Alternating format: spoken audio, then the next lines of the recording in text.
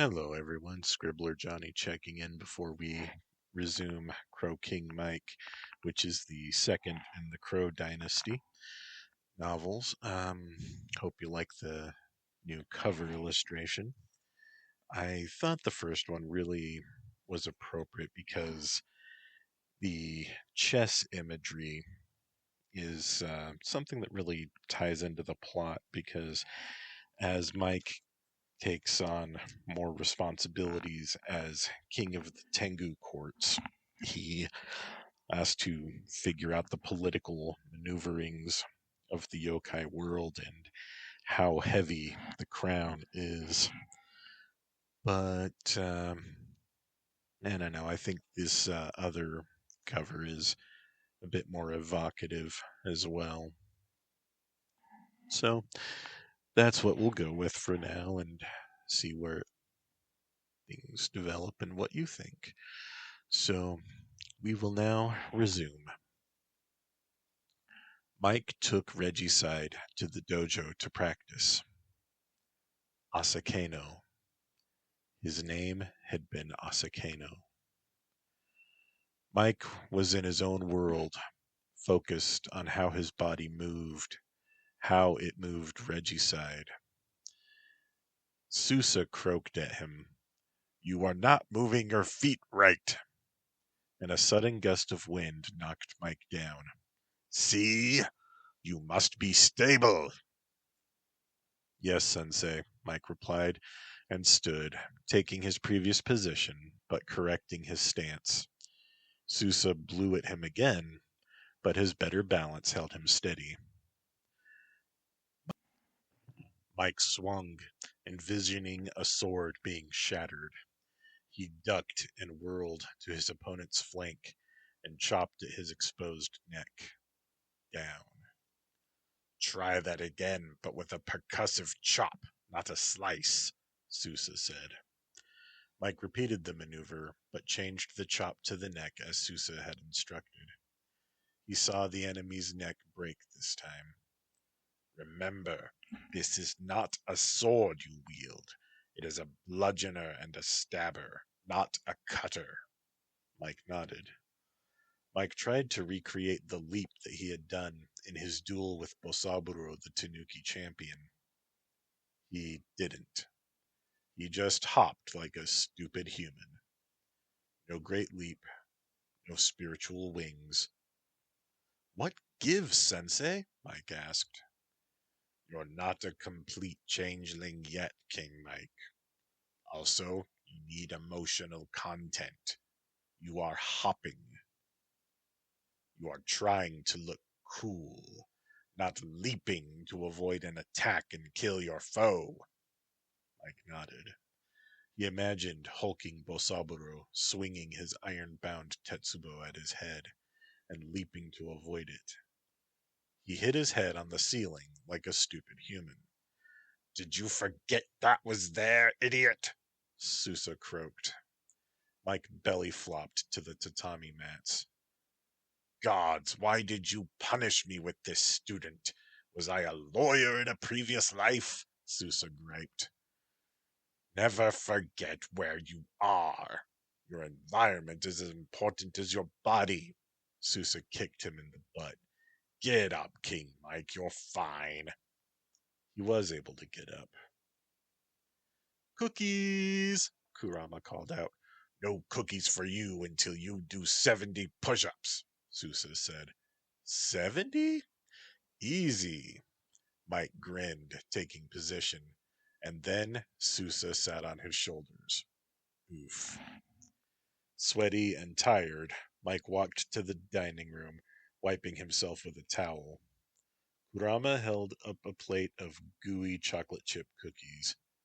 "How are they still hot?" Mike asked. "The mountain goddess of Kobe has ways," Kurama replied with a wink. Mike kissed her and took one cookie.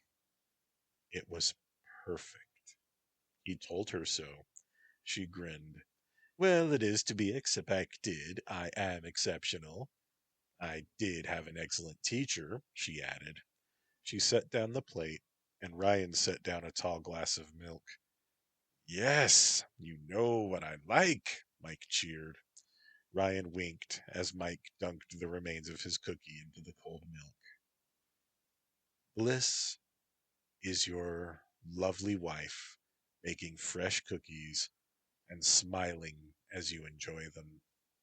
Joy is being where you belong. Hildy strolled over and hugged Mike from behind. She was wearing a rather trendy skirt and blouse, very bohemian. My friends, King and Queen of Crows, Gakuzo the Pretender Lord sent an agent to kidnap Joseph, she said. Mike choked. Who's Gakuzo and how did he know? He asked, coughing up pieces of cookie onto the plate. He must have had a spy waiting. Kitsune Ninja tried to steal our baby. I stopped him. What was his name? Mike demanded, wiping his face with the napkin Kurama held for him. The ninja's name is irrelevant, my love. Gakuzo is our target, Kurama said. So what? I kill Gakuzo? Mike asked. No, you're a king now. Shizu kills Gakuzo. What? She's a maid. Shizu poofed behind Mike. I hear and obey, my queen, she said, bowing. Wait, no. My concubine cannot be sent to kill a fox lord. She could die, Mike protested. My king, I could die at any time. To give my life for our kingdom is my honor, she replied softly. Besides, I'm deadlier than you. Mike had to admit she was a better fighter than him. He sighed and held out a hand. She took it. If you succeed, I will give you my Ghost Rider boxers. Yes, my king! She poofed away. If my concubine dies, I won't be able to forgive you, Mike warned. She knew her duty. Know yours, Mike. Kings have to face the deaths of their soldiers. They don't have to like it, Mike, but they have to face it, live with it, and continue to lead their people, Kurama replied fervently. I remember every vassal who died in my service, and there were many before I began to follow your line. I know every life I took, directly and indirectly. Heavy is the head that wears the crown. It's not just poetry, Mike. Mike nodded. Hildy gave his shoulder a squeeze. Have another cookie, my love. We must enjoy things while we can. Mike smiled. He did. Kurama was right. He had to accept that Shizu was willing to give her life for them. Politics is lethal. He was willing to give his life for that brighter future. So were his subjects. The Sun Queen had charged him with that task to build the brighter future. The cookies were perfect. He showered again and wrapped 2 cookies in parchment paper and then placed them in an airtight container for Becky. Mike found no interest in anything but spending time with Joe and Mei. Kurama let him have that. Shizu was a foolish girl as a servant, but as a warrior, she was a professional. She wouldn't take risks without thought, and Gakuzo was an oaf with no subtlety. Kurama was certain Shizu would remove him handily. Shizu poofed beside her. My queen, I forgot to ask where Gakuzo was and what he looked like, she said quietly. Kurama heaved a sigh, covering her face with her hand. Whisper, tell my husband's foolish concubine where to find Gakuzo and how to recognize him, Kurama ordered. After receiving the information, Shizu poofed away again. Kurama ate a cookie. She tried dunking it in milk and then made a face. It ruined the cookie's texture and muted the flavors as far as she was concerned. Barbarians and their habits would always mystify her. She saw a petite woman with a big black mane of hair, wearing an ankh necklace, walk into the concubine's room. No, not her, not now. A paper white hand waved for her to sit down, black nail polish gleaming. She sat. Mike would have to meet her sooner or later, and probably dance with her too. Maymay and Joe were napping. "Did you want to talk to me?" a voice asked in English. Mike turned around to see a goth woman smiling sweetly at him. "I don't know who you are, miss," Mike said. "You do, though. I'm very known to you. I've been there often in your life, like the day you met Bosaburo, and I took him away," she said. "Took him away? He died." "That's right. You never saw me or heard me, but I was there, and I know you felt me brush past you as I came to collect others around you." "Are you Death?" he asked. "I reap on occasion," she admitted with a sly grin. "It burns a lot of calories and strengthens your core."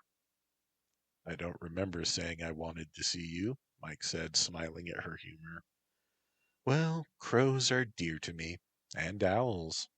It's time we had a chat," Death said, and she pulled him by the hand to the balcony.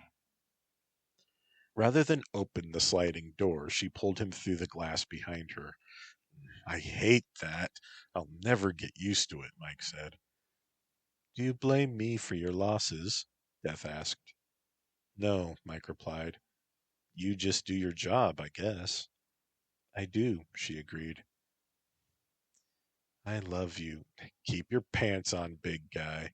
I mean to say I love all of you. Mortals." Mike waited, thinking that she wasn't finished.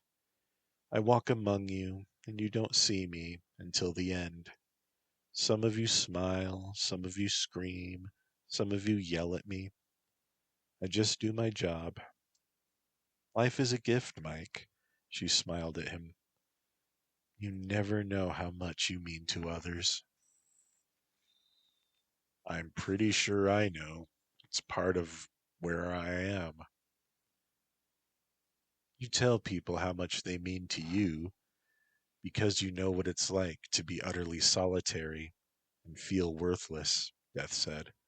Mike nodded, and he looked at the winter sky. What he could see of it in the big city. "You'll see me from now on, Mike. Don't be frightened," Death said. "Death?" "Yes, Mike."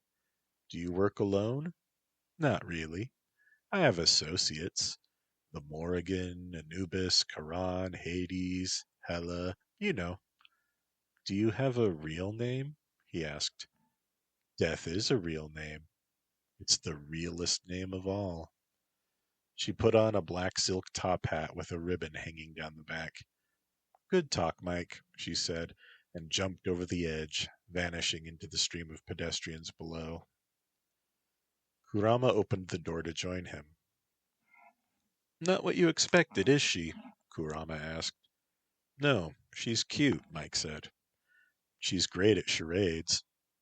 "You've played charades with Death?" Mike asked. "Sure. Death and Crows are pretty tight. She likes us. And now, you too." She held his hand. "I'm not worried about Shizu, you know.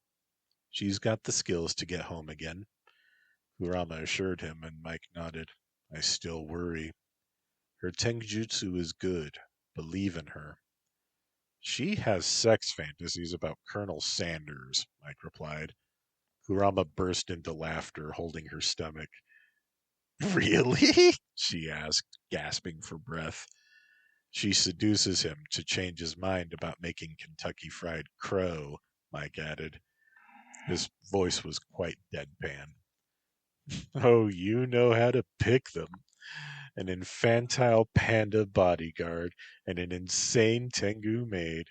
Oh, Mike, please tell me your third concubine won't be a hippie vegan vampire who only eats tomatoes." "No, my hippie vegan vampire friend will not become my third concubine. Kurama kept giggling, and then Mike joined her. Okay, if I ever meet one in real life, though. Kurama took deep breaths. Seriously, though, Shizu will be fine. Gakuzo's a stupid oaf. He's a very poor example of a fox. Foxes are subtle and sneaky. And we agree to never tell Mei about the attempted kidnapping? Mike asked. Absolutely. She'd lose her mind, Kurama replied, and then she went inside with a farewell bump of her hip against him. He was fully a member of the club now. He'd met monsters, gods, and death. Mike flexed his wings, tasting the breeze, but then his wings vanished again. I will grow to be very annoyed by this now they're here, now they're gone shit, he griped, and then went inside, feeling chilled.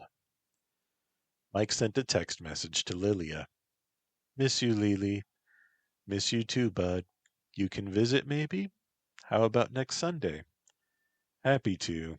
After that, I'm sure Tybalt will summon me. Still unsure how I feel about our relationships, Mike replied. What, you, me, and Echo? She texted.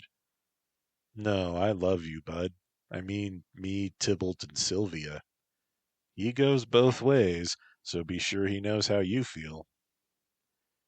I will, but I am very attracted to Sylvia, and I don't want to be unfaithful. Well, Mike, she's kinda your kryptonite. Tall, plump, Mother Earth huge tits, and a sweet demeanor. Yeah. Talk to your wife.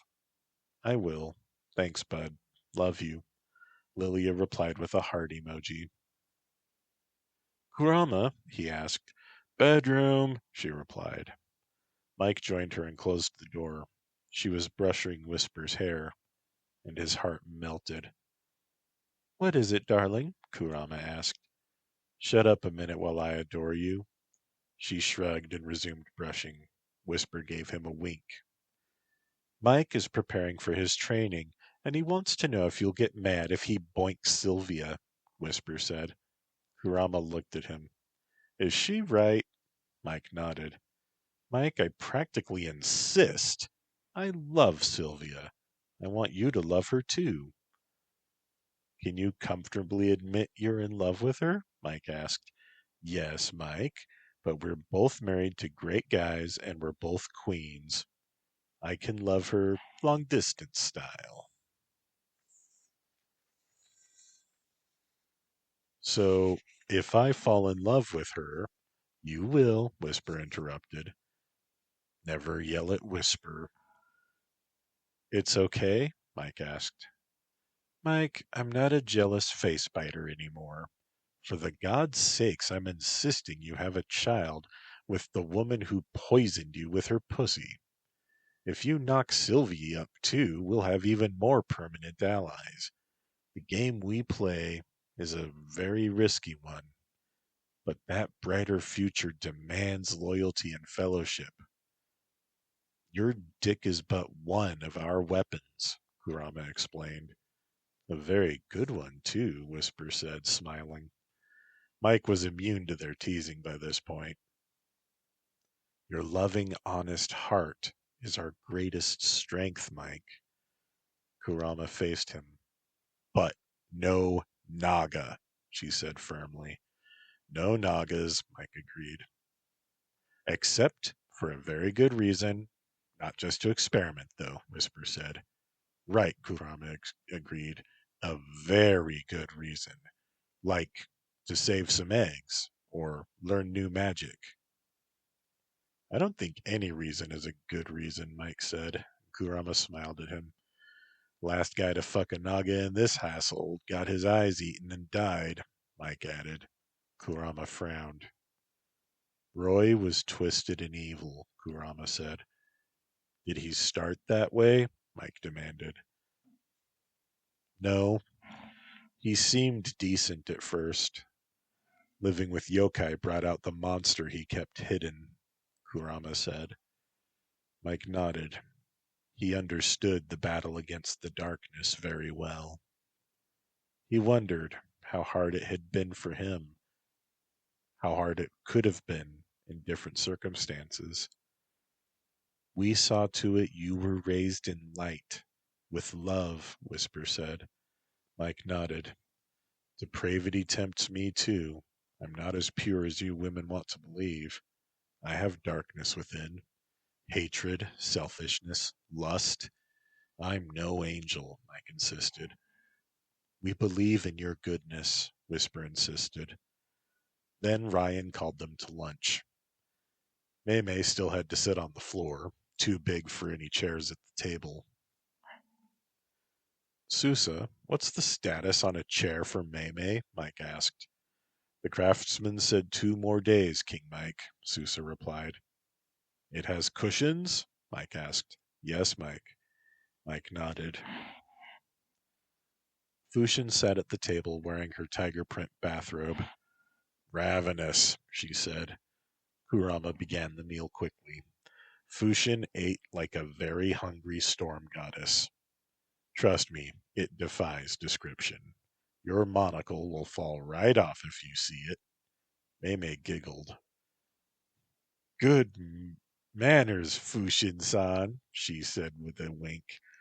It's bad manners to have your tits out at the table too, but I was going to let it pass, Fushin growled. Joe is eating too, is all, Maymay retorted. Fushin asked Mike if he was going to eat his toast. He gave it to her. She nodded gratefully and slathered it in butter before downing it in 2 bites. Whisper, could you pass me another piece of chicken, please? Maymay asked. Whisper floated one to her. The panda smiled and plucked it out of the air. When will Joe be able to shapeshift? Mike asked. I don't know. Never had a human's baby before. Joe may be the first of his kind, you know. Mike nodded. Not every girl has a king quite like you have, darling, Mike said. Pandas aren't the most seductive yokai out there. That's true. We tend to sleep and eat and break stuff, Maymay replied. Fushin grunted. Mike's the only one of his kind, she said. It stands to reason his boy would be one of a kind too. Kurama nodded. After lunch, Mike read his magic book. He wanted that light as a feather spell. He searched and searched. Finally finding it, he read, Warning, this is advanced magic that can leave you vulnerable. Use with caution. Mike seriously considered the warning. He imagined himself flying into a building like the greatest American hero. Right. Caution. He read the spell. The casting was easy enough. Controlling one's weight was something that required finesse and practice in a safe environment. He'd need to learn levitation, too. That was an entirely different spell. He chose to practice a spell called Lightfoot before studying levitation. Hear me, O winds, Mike said. Lift and buoy me. Free me from the shackles of my weight and let me be light as a feather. Then he spoke the words of magic. He didn't feel any different. He was certain he'd done something wrong. He set the book down and stood up and almost hit the ceiling again. He floated back down to stand on his chair. It worked! Mike looked around and then flicked his ankles. He floated to his bed. This has potential. He jumped and did a front flip. He flipped again. Carrie Strug, look at me, he laughed, lightheaded and giddy. He bounced off of the bed and crashed into the wall. That hurt, but he picked himself up slowly. Not as hurt as he might have been.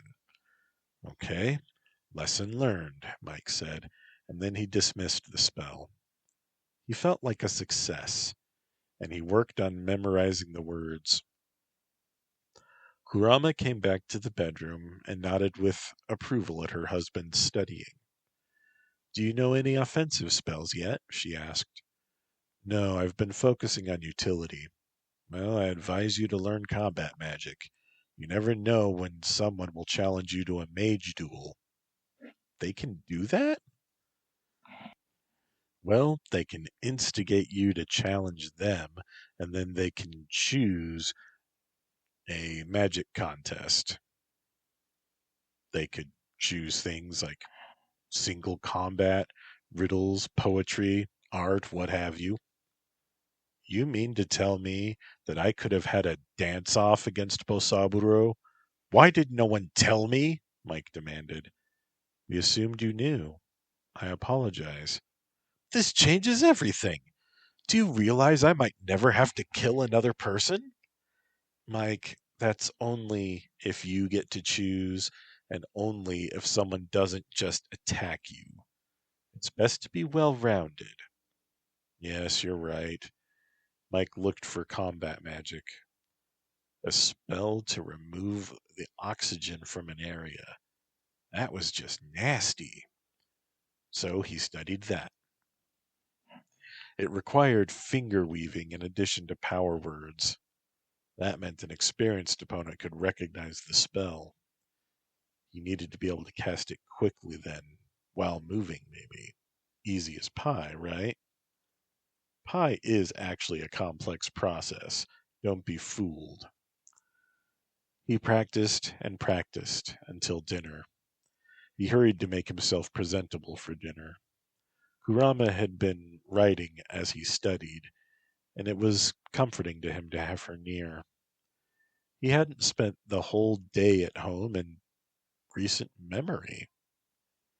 Dinner was a lively time, with a lot of chatting about magic and mishaps when his infinitely more experienced flatmates were still studying. Mei, of course, had no magical experience. She was all warrior. Mike had expected Shizu to be back by dinner, but she wasn't. "So I was practicing a spell to conjure clothes, but I accidentally reversed it and exposed myself to my teacher," Whisper said, giggling. "Every stitch vanished. I once accidentally turned my fan into a banana. I had never seen one before that day either. Imagine this curved yellow thing where my fan had been," Kurama said. "I figured out it was a fruit of some kind eventually, but I transmuted it back into my fan instead of eating it. Imagine my surprise when I saw a real banana a century later," Kurama added. "I said, 'Oh, I've seen these before, but by accident.'" Mike felt much better about knocking himself into the ceiling and the wall. "What are you studying, Mike?" Fushin asked. "Gaspless." "Oh, that is a complicated spell. You should learn something like Wind Rush first. Much simpler," Kurama added. "Oh, I didn't know there was a progression. I just looked for spells that sounded good," Mike said. "You should have asked me," Susa chided gently.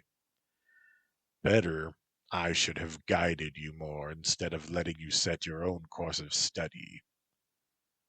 "I've liked your method, Susa," Mike insisted. He picked up a piece of tofu with his chopsticks and dipped the spongy cube into soy sauce before eating it. "This is new.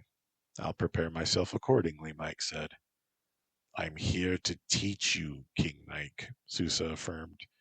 Mike nodded. After dinner, Mike called Lilia. "I just finished dinner. Have you eaten?" he asked. "Yeah, single chick chow. I'll miss real meals.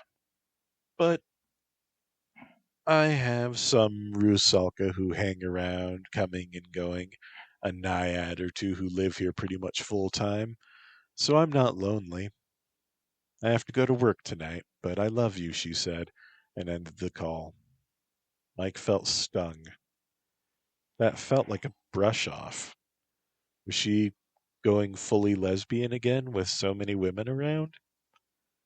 And then Betty texted him, "My niece in Hokkaido has your concubine. She's hurt, but in a few days she'll be ready to travel.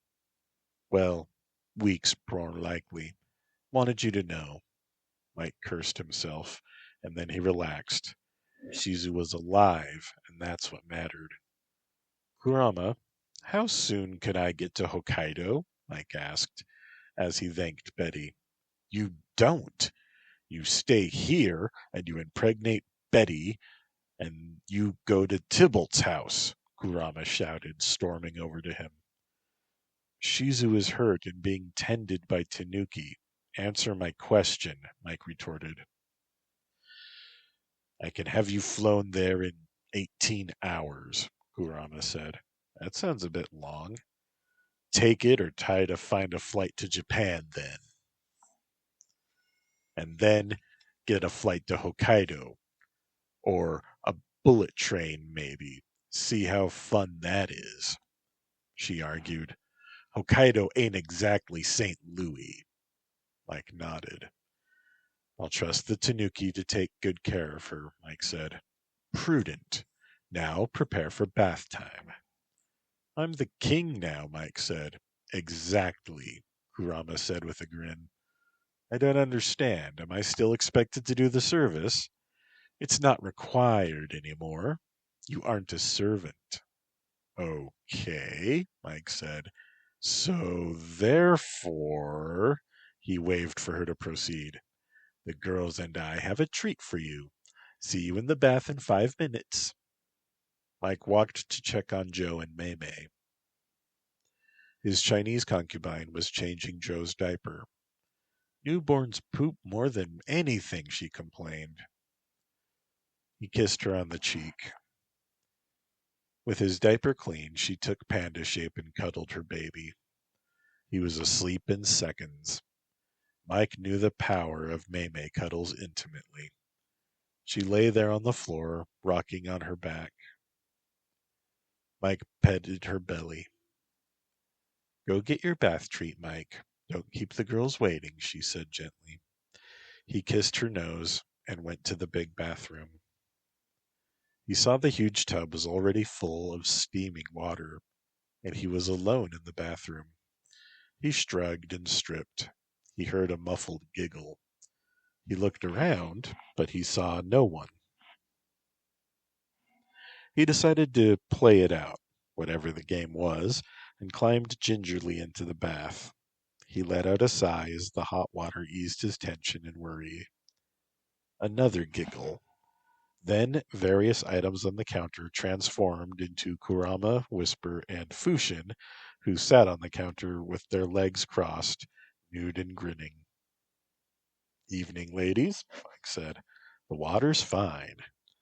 "Use the scrub brush," Kurama said, pointing to a different scrub brush than he was used to using. Mike shrugged and began scrubbing his back. The next thing he knew, Hildy was in the tub scrubbing him. He was holding her arm. She laughed and then reattached her arm. "Okay, good joke, ladies," Mike said. "Come on in here with me." "Yes, Highness," Whisper said, and she floated over to join Mike and Hildy, still in that seating position.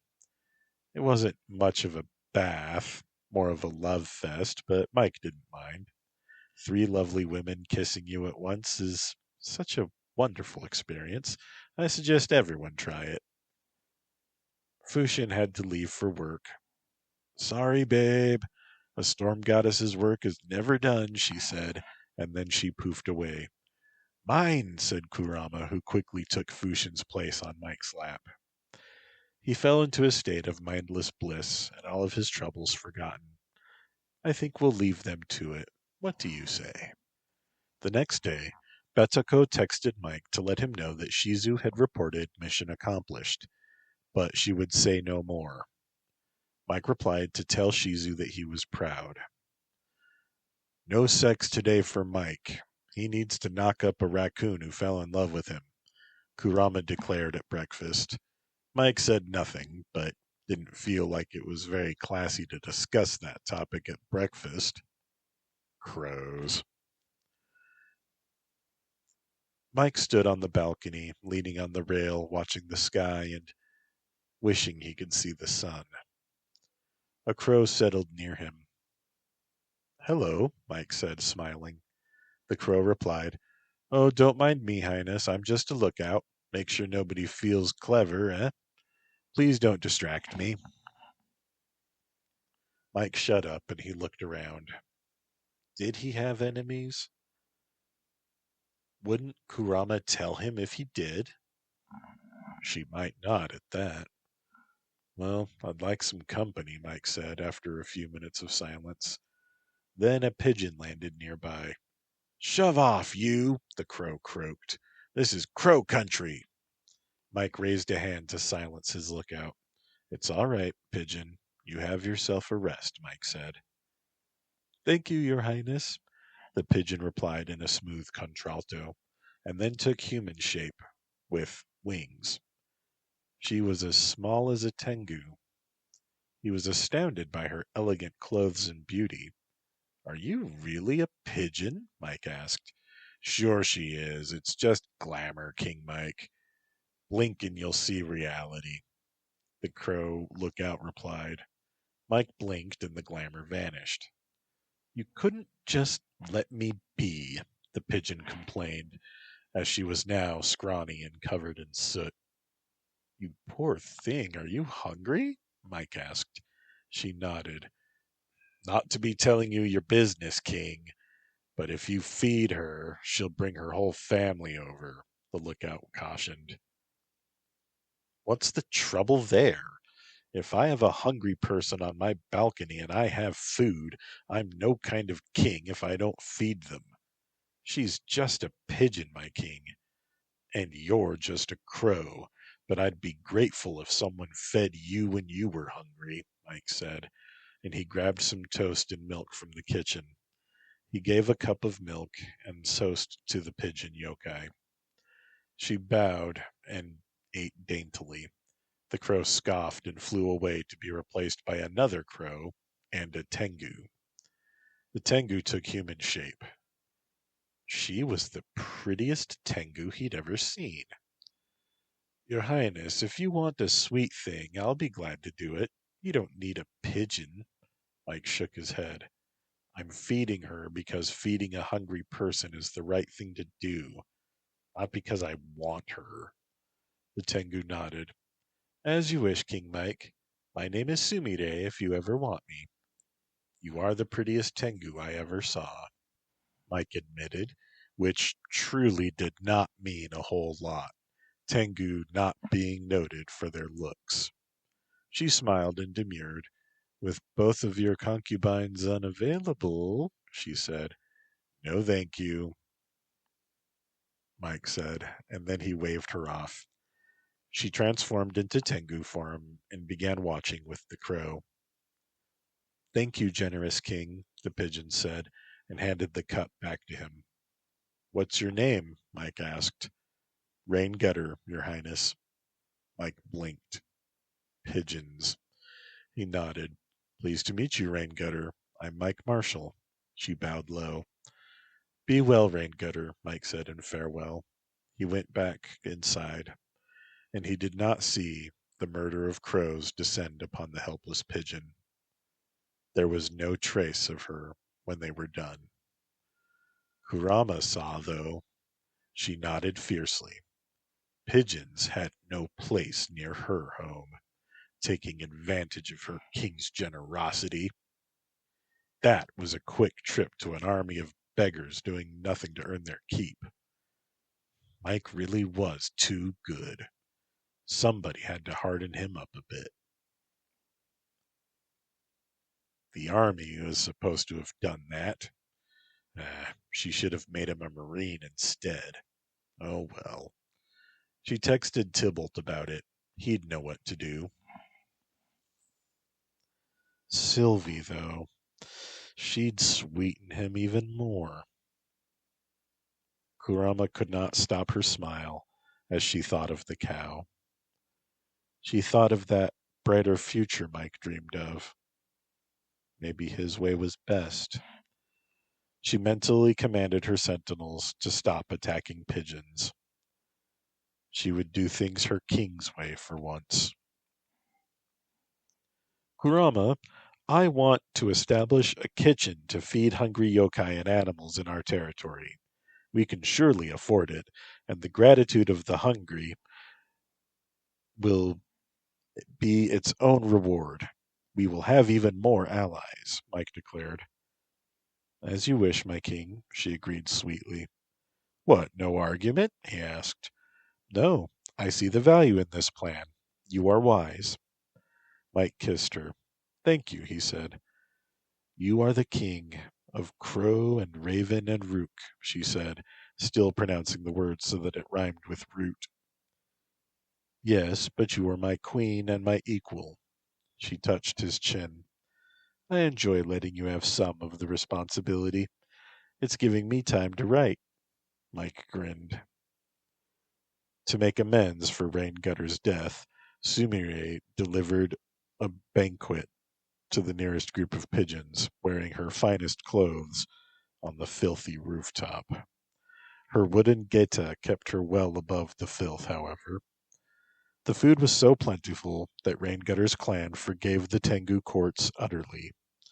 Their patriarch even offered her sister, Dustbin, to be a servant in King Mike's household. Whisper told Sumire to politely decline, but instead allow them to swear fealty.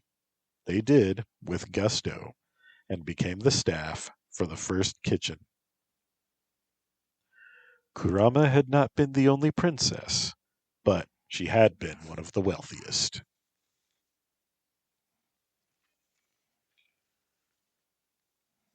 The kitchen was open and running in 2 days' time, staffed by pigeons and supervised by Tengu and Nekojin cooks. Their garbage was disposed of by cockroach yokai, who could literally eat anything. In short, everyone benefited. But you want to know about Mike's date with Betty, don't you? He drove to her apartment in the big city. Kurama insisted that he wear a kimono. He was still not completely comfortable in that samurai get-up, but he was learning. Betako loved it. She dismissed her cocktail dress for a kimono of her own, leaving her plump body nude for a moment, certainly for Mike's benefit. Mike handed her a cloth-wrapped gift from Kurama, and then the cookies. Kurama made these, he told her. When she saw that there were two, she insisted that Mike eat the other. They sat in her sitting room eating the cookies. Betako was very pleased with it. I must get the recipe from my chef, Ayako, she declared, and smiled. I'll tell my chef, Ryan. Mike, when I thought that I was having your baby, I was overjoyed. I had such tender feelings for you, Betty said. I wanted you all to myself, and I behaved very badly. Mike, our alliance is a fine thing, but most of all, I want you. I know, Mike said. I enchanted you. I modified a summoning my property spell. Well, that may have had an effect, but Mike, you are so loving and sweet and kind. My whole heart is yours now, even if you don't love me. Holding you in my arms and having your children will make me very happy. Mike didn't know what to say. You are sweet too, Betty, and I value your friendship, but I'm not in love with you, he finally said. I know. It's fine. It truly is, Mike. And then she opened Kurama's gift. It was a special edition manga adaptation of The Tale of Genji. Oh, that rascal! She still goes about saying she wrote that book. I don't believe her, but I'm too polite to say so to her face, Betty said. I believe her. Her feelings are too raw when she talks about that book, Mike said. They sat side by side, reading the manga. This is a famous romance, you know, Betty said, rifling his neck. It makes me feel very cuddly, and then she nuzzled him. But then dinner was ready. The food was an unexpected fusion of Japanese and American Southwestern cuisine. My granddaughter got a degree from an avant-garde culinary school, Betty said with pride. The food was very good, Mike agreed. Later, sipping coffee, they watched a very erotic romance movie about a special police officer who infiltrated a sex club for wealthy tech entrepreneurs and fell in love with a new member. There was an underlying menace that turned Mike off, but Betty loved the movie. She rubbed his thigh with her hand under his robe. During a scene with group sex, she bit his ear and pulled his robe open. She panted with desire, rubbing her hands over him. "Oh, I love your body hair and your muscle and how gentle your hands are," she whispered and kissed him. "You don't always have to be so gentle, though. You can be rough with me. I like it too." And then she bit his neck and climbed onto his lap. "Better yet, let me be rough with you," she said. "I know you like it too." And she bit and scratched and growled and snarled, but she left no noticeable marks on him. So great was her control and precision. And Mike remembered why he had been attracted to her, and that attraction only grew. She insisted he stay the night, and some of her servants bathed them and provided Mike with a nightshirt to sleep in. Later on, in Betiko's enormous four-poster bed, she told him about herself. Mike reflected that in the yokai world, having sex was as much a part of getting to know someone as sharing stories. Things were rather backward from how humans did things. "I had been married off to one of my cousins at age 15, she said. "He died in battle, leaving me with two boys to take care of. They died in fights too." "How long ago was this?" Mike asked. "By your reckoning, it was the 1800s. The reign of Emperor Meiji. Lots of Westerners with their high collar fashion and their liberal ideas, like letting women vote and go to university. Out in the provinces, it meant very little, of course. We thought people with red and yellow hair were impossible." And then Betty giggled. "But I remember my first gaijin. He was a British Commodore in the Navy. He was amazed I understood him, but it was my magic. I needed that magic just to talk to a person from Kyoto. That kinky dialect may as well have been a whole other language in those days." "Kinky?" Mike asked. "Oh, you know, Kansai, not whips and ropes." She went on. "He was so tall and broad-shouldered. I acted as his interpreter, and later I took him to bed. Ah, from that day forward I was hungry for circumcised Caucasian dick." She giggled. "And you, my sweet, my beloved, I never want to get my fill of you. I want 10 of your babies." And then her servants returned, lighting incense and then massaging hot oils into his skin. She gave him a strange tasting tea to drink, and then her servants stripped, climbing into bed with them. The chubby women pushed on Mike's hips as Betty locked her ankles behind his neck, and later took turns on him themselves. There must have been magic in that tea. Mike dimly understood.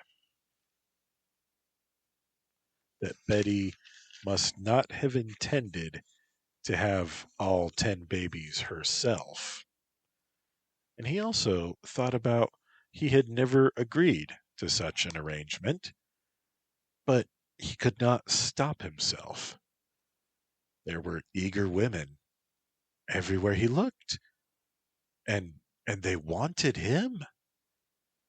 There were always hands and breasts touching him for the rest of the night, and he lost track of time, numbers, the concept of Mike Marshall himself.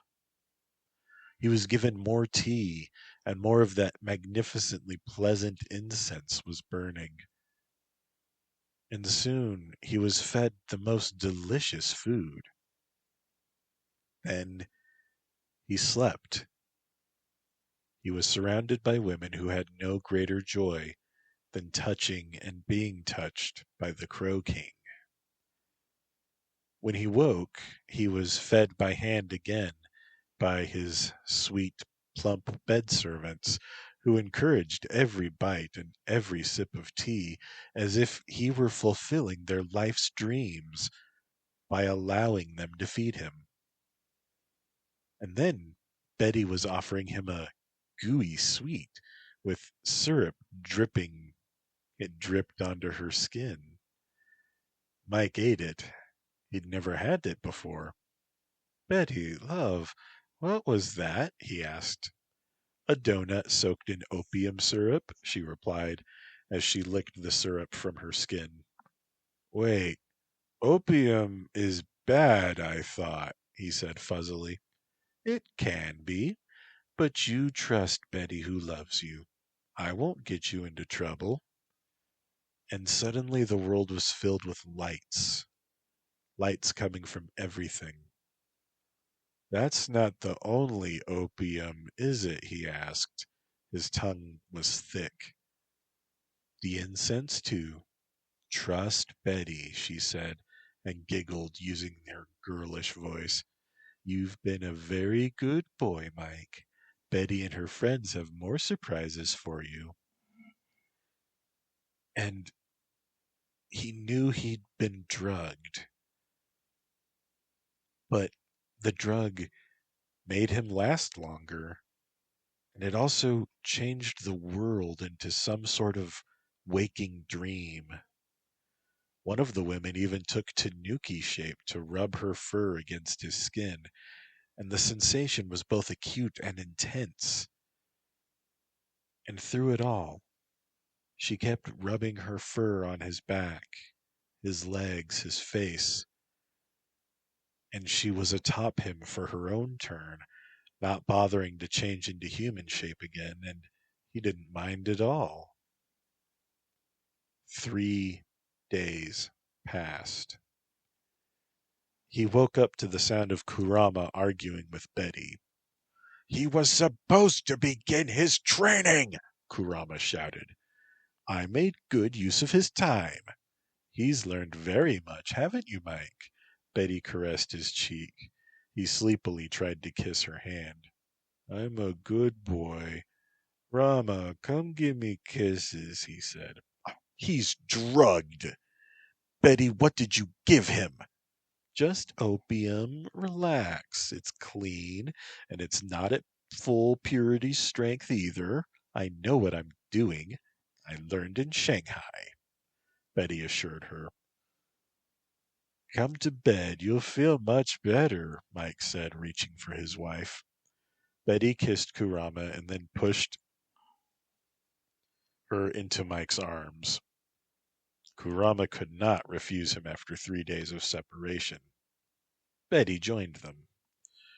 Oh, I can't stay mad after that, damn you, Kurama said. I do have to take you for your training, Mike. Right, training, Mike said, beginning to sober up. His tongue felt like it was coated in foul tar. He hurried to the bathroom to gargle, and then threw up a little, and then gargled again. And then he had to answer a very urgent call of nature. It was a thoroughly unpleasant experience. I don't recommend opium benders to anyone. Best to stay away from it and its ilk entirely, really. When he returned to Betty's room, Kurama was punching her in the face. How many, you sow? How many? Answer me! She was demanding and pummeling the Tanuki matriarch. Mike pulled his small queen away, but not before she landed a parting kick to Betty's belly. Betty's makeup was quite mussed, but she seemed otherwise unharmed. It doesn't really matter. None of them will be legitimate heirs, you know this, Betty shouted out and rolled out of bed. It matters to me! My king is not your stud boy. The deal was you got whatever your womb gave you, Kurama yelled, struggling in Mike's arms. There was no deal, only that Mike cement our alliance in my bed. Which he did. With multiple martial bastards, the Federation will be devoted to our Tengu allies. It is done. Cool your jealousy and kiss me goodbye. Kurama relaxed and Mike set her down. You will tell me how many. I will know names and lineage for every one of my king's bastards, or you and I will have a reckoning on my terms, not his, Kurama demanded, with ice in her voice. You shall be kept informed, Betty said with a wave, and she opened her arms to the Tengu queen. Kurama sighed and gave her a kiss. You'll be the death of me, you know, she whispered as Betty kissed her again and again. Only until you stop fighting me. I'm not your enemy any more. We're friends to the end, Betty said, and gave her one last squeeze. Then she walked to Mike. As for you, king of my heart and womb, don't be a stranger. I promise no more drugs. No more drugs, Mike insisted, and he kissed his former enemy, now his staunch ally. They finally dressed, and Kurama hustled Mike to the car. Mike had a splitting headache and was not fit to drive. The car's enchantment handled things. Please don't tell me someone's soul is in the car, Mike said. Only a wind elemental, Kurama said. Is King Tai mad at me? A bit. He had prepared a welcome barbecue. Now you'll get a solitary sparkler and kazoo fanfare. Sheesh, it's not my fault, Mike said. He knows. That's why he's teasing instead of beating you. I packed your tiger claw, she added. Shit, I haven't practiced with it at all. It's fine. You'll learn how to use it. Did you pack Regicide? No, it will stay in our household for this. How long will it take? Until Tybalt says you're ready. So work your ass off. Mike nodded, and then he fell asleep again. Kurama brushed his hair out of his face. Sleep, love. Let me cleanse your body in your dreams. The last time she had done that was because of Betty, too. Kurama knew what the word frenemy meant, finally. Damn Betty and her huge boobs and her bedroom skills. Her warriors would be needed, though. And her carpenters, and general friendship between their people. The Kitsune League had already disavowed any knowledge of Gakuzo's treachery. She felt certain that his success would have earned him a real title and land, though.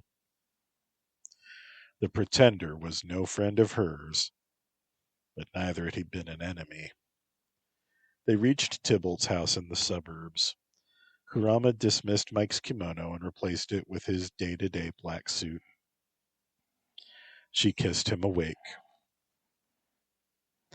Oh, Kurama, I had such sexy dreams.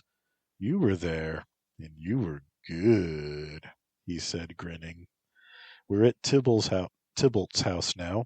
Time for your training, she insisted. Mike blinked. Right. How do I look? Like Mike Marshall. It'll have to do.